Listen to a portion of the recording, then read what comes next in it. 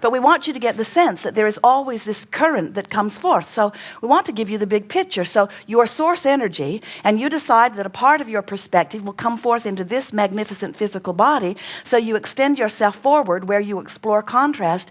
And as you are exploring the contrast, variety, knowing what you don't want, knowing what you do want, you give birth to continual streams of rockets of desires. And when those intentions, whether you know it or not, stream forth from you, and they do all day, every day, the source energy part of you follows that rocket and literally becomes the vibrational equivalent of it. We have written a book and given it the best title that has ever been given to any book ever. And the title of the book is Ask and It Is Given. And the reason we like that title so much is because it tells the whole story right in the title.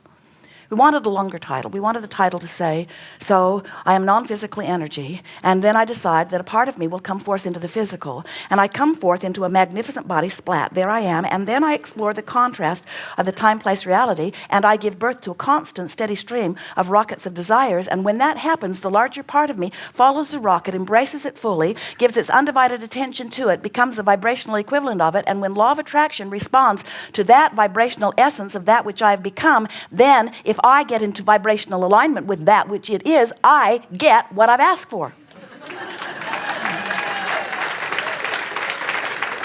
But they said it was too long. And it's all right, because the other title says it all anyway. And we're wanting you to feel this whole story. We're wanting you to know who you really are, because the part that so many of you do not understand is that you are here with great reason, and when you give birth to a rocket of desire, the larger part of you literally becomes the equivalent of that which you're asking for.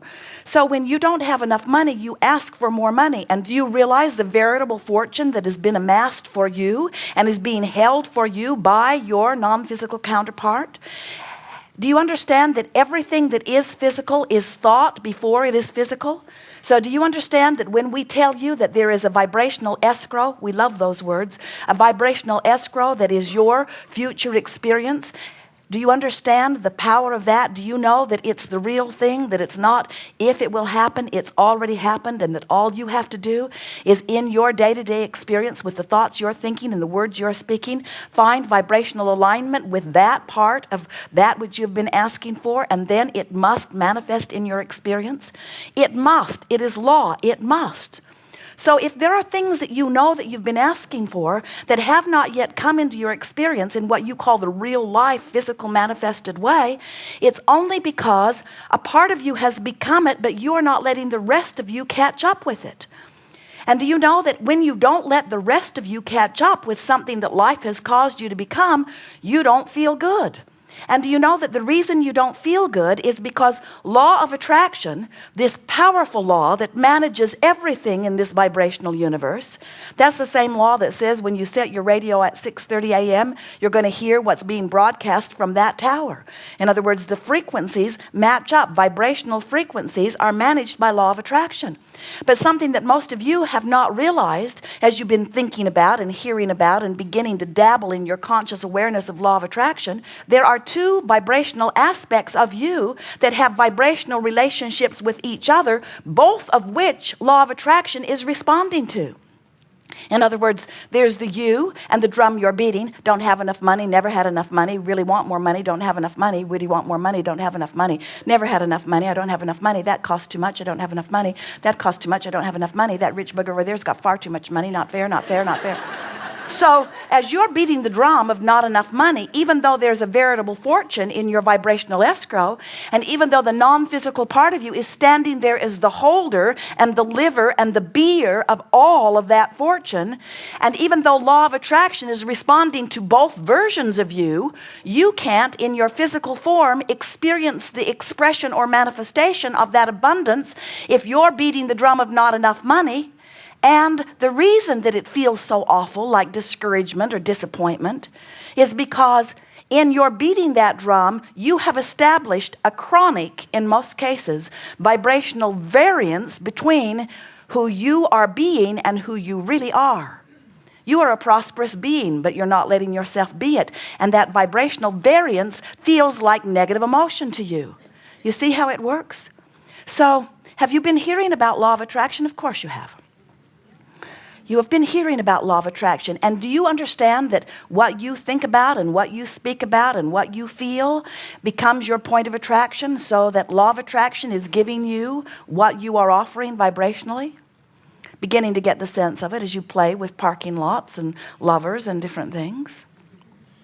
So as you understand that law of attraction is responding to your vibrational offering, do you now get a glimpse of understanding that law of attraction is responding to this larger part of you too? Did you hear us? Or here's a better way of putting it. Do you sort of kind of accept, we're being gentle, that you are really this larger energy, this eternal being? And do you accept that you are simultaneously this physically focused being? And do you accept that law of attraction is responding to all aspects of the vibrational beingness that is you?